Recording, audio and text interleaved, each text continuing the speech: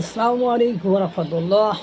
বাংলাদেশের জনগণ ভুগছে, সাফারিং করতেছে, আর ডক্টর মোহাম্মদ ইউনূস তার গ্রামীণ ব্যাংকের প্রতিষ্ঠান নিয়ে ব্যক্তিগত সাফল্যে শুধু আকাশে উড়ছে। তিনি নেননি শুধু নাস্তা খরচ নিয়েছেন। ওই যে তারেক বলেছিল যে হাতির যে দুইটা দাঁত বেরিয়ে আছে, ওই দুইটা দাঁত দিয়ে কিন্তু খায় না, ওটা শুধু দৃশ্যতে দেখা যায়, সৌন্দর্য বর্ধন করে, কিন্তু ভেতরের দাঁত দিয়ে খায়। তা ডক্টর মোহাম্মদ ইউনূস 666 কোটি টাকা গ্রামীণ ফোন ওয়ালেট, গ্রামীণ ইউনিভার্সিটি, খালাস মামলা প্রত্যাহার, যেসব সুযোগ সুবিধা ইতিমধ্যে নিয়েছেন, ওই দুটো হলো হাতির দুইটা দাঁত, আর ভেতরে তো আছে। ক্ষমতাচ্যুত হলে ভেতরেরগুলো দেখা যাবে। যাক, আমার ব্যক্তিগত বিষয় হলো ডক্টর মোহাম্মদ ইউনূসের সরকারি ক্ষমতা গ্রহণের পরে উনি ব্যক্তিগত সাফল্যে একেবারে চূড়ান্ত পর্যায়ে পৌঁছাই গিয়েছেন। আর দেশের জনগণের যাতে ভোগান্তি আরও বাড়ে, সেটা বাজেট বর্তমান 2 দিনে আপনারা কার্টুন ব্যঙ্গচিত্র দেখে বুঝছেন। বাজেটের কোনো একটা দিকে বাংলাদেশের কোনো জনগণ কোনোভাবে সন্তুষ্ট হওয়ার মতো বাজেট প্রণয়ন হয়নি। এখন সবাই বাজেট নিয়ে ব্যস্ত, কিন্তু বাজেট যাই হোক, ব্যক্তিগত সাফল্যের দিক থেকে ডক্টর মোহাম্মদ ইউনূস কিন্তু প্রশংসার যোগ্য। তার ব্যক্তিগত জীবনের জন্য, আমাদের জন্য কোনো কিছু হয়নি। ডক্টর ইউনূসের 10 মাসে সরকার হিসেবে সাফল্যের নমুনা বা নজির খুঁজে পেতে আণুবীক্ষণিক যন্ত্র, প্যারিস্কোপ, টেলিস্কোপ যন্ত্রপাতি প্রয়োজন হবে। কেননা দেশের অর্থনীতি, বিনিয়োগ, শিক্ষা ব্যবস্থা, আইন শৃঙ্খলা পরিস্থিতি কিংবা স্থিতিশীলতায় জ্যামিতিক হারে নিম্নগামী, অর্থাৎ বিনিয়োগ সব নিম্নগামী, কোনো উচ্চগামী নয়। মানে কোনো টাকা যে উনি বেড়েছে সেটা আপনারা বলতে পারবেন না, একটা সাফল্যও আপনারা দেশের ক্ষেত্রে দেখাতে পারবে না। কিন্তু ডক্টর ইউনূসের ব্যক্তিগত সাফল্য রকেট গতিতে বেড়েছে। সৌভাগ্যের বরপুত্রে পরিণত হয়েছেন ডক্টর মোহাম্মদ ইউনূস। ব্যক্তিগতভাবে আদালত থেকে পেয়েছেন দায়মুক্তি। গ্রামীণ ব্যাংকের প্রতিষ্ঠানগুলো উড়ছে আকাশে। ডক্টর ইউনূস নিজেও আকাশে উড়ালে কোনো কমতি রাখছেন না, মানে আকাশে ওড়ার ক্ষেত্রে তিনিও কোনো কমতি, ঘাটতি বা ত্রুটি রাখছেন না। 10 মাস পূরণ না হতেই 10 বার বিদেশ সফর করে ফেলেছেন, আর 10 মাস পূরণ হলেই যাবেন আরেকটি সফরে। এবং সবচেয়ে আশ্চর্যজনক যে বিষয়, বেসরকারি পর্যায়ের সফরকেও দেখানো হয়েছে রাষ্ট্রীয় সফর হিসাবে, প্রচার করা হয়েছে সরকারের বিশাল সাফল্য হিসাবে। সব মিলে সরকার প্রধান হিসাবে সৌভাগ্যের 16 আনা পূরণ করেছেন ডক্টর মোহাম্মদ ইউনূস। তিনি নেননি কি? আপনারা বলেন, তিনি নেননি কি? নিয়েছেন সবই, দিয়েছেন কি বলেন?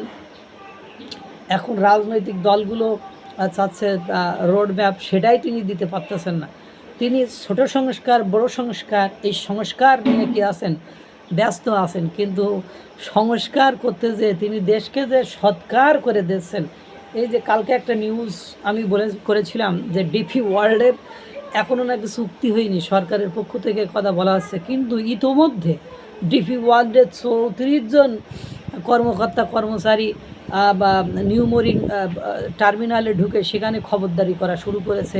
কোনো কর্মকর্তা কোনো রুমকে দেখে বলছে এই রুমটা কিন্তু আমি নেব। এই যে অবস্থা, তাহলে কি হইল? আপনি চুক্তি করেননি, আবার আপনার কাছে ডিপি ওয়ার্ল্ড থেকে আবেদন করা হয়েছে, আপনার ওখানকার কর্মকর্তার কাছ থেকে যেদিন আবেদন করেছে তার পরদিনই এই 34 জন কর্মকর্তাকে সেখানে প্রবেশের অনুমোদন দিয়ে দিয়েছেন। তাহলে চুক্তি না হলে এত কিছু কেন হচ্ছে, কিভাবে হচ্ছে? আমার মাথায় এটা খেলে না। মানে ব্যক্তিগতভাবে উনি সাফল্যর ধারা অব্যাহত রেখেছেন। এবং ওনার একটা জিনিস ভালো, আমি একসময় একটা বিজনেস ফার্মের কয়েকটা কর্মকাণ্ড আমি অবজারভেশন করেছিলাম, বা তাদের সাথে কয়েকটা বিষয়ে মানে ইনভলভ ছিলাম। অবশ্য সেই ব্যবসায়িক কর্মকাণ্ড আমি ক্যারি করতে পারি নাই, কিন্তু তাদের যে পলিসি, মানে এরকম, ভাই তোমার ওর কাছ থেকে টাকা দরকার, ওর কাছ থেকে তোমার বেনিফিট দরকার, ও তো তোমাকে 2-1টা লাথি মারবেই, ও তো তোমাকে 2-1টা কথা শোনাবেই, বাট তোমাকে সাফল্য চূড়ায় পৌঁছানোর আগে একটু নির্লজ্জতার পরিচয় দিতে হবে। তা বিষয়টা ঠিক ওরকমই।